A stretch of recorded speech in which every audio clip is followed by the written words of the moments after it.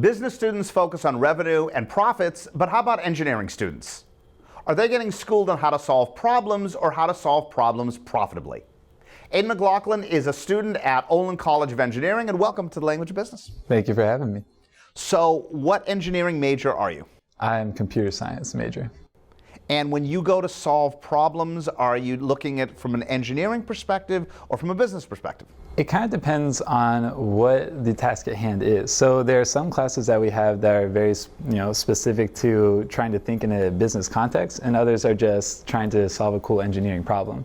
Now, when it comes to Indico, when we first started out, we were very much focused on kind of the engineering. If we solve a difficult problem, then people will be interested in paying us for it.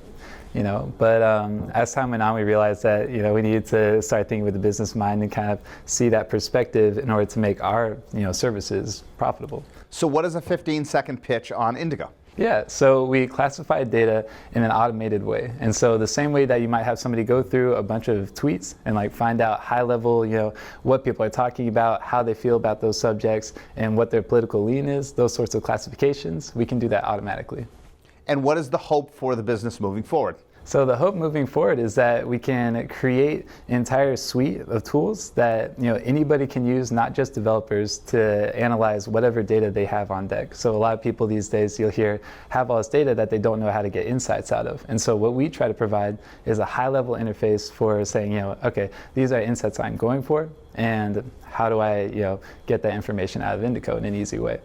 How do you have time to work on this as a student? Well, so to be honest, I don't actually. It's very much, jumping between, but the same reason that I initially left school and went full-time on Indico is the same reason that I'm full-time school and not working at the moment.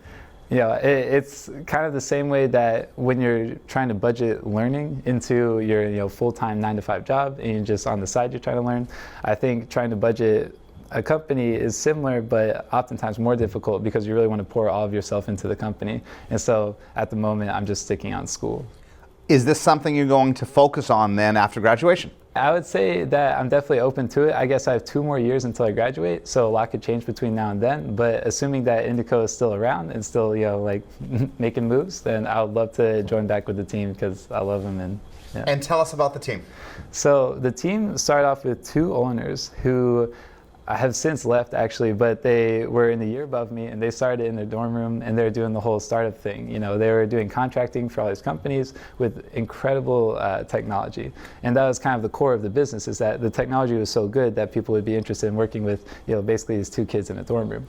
And what they wanted to do was extend that business so that any developer could use the same models that they're using, and then hopefully use that suite as something to sell to businesses, and they could just hop in and use whatever API they wanted to. And API stands for? Application Programming Interface. So what people would see as they're actually using the product. Exactly. Has this all been done on a handshake, or do you guys have any written documents about who owns what? We have written documents now. So at the beginning, it was very handshaky, maybe a 1-page printed, legal agreement. But for the most part, we've kind of lawyered up since then and gotten a little bit more legit. So.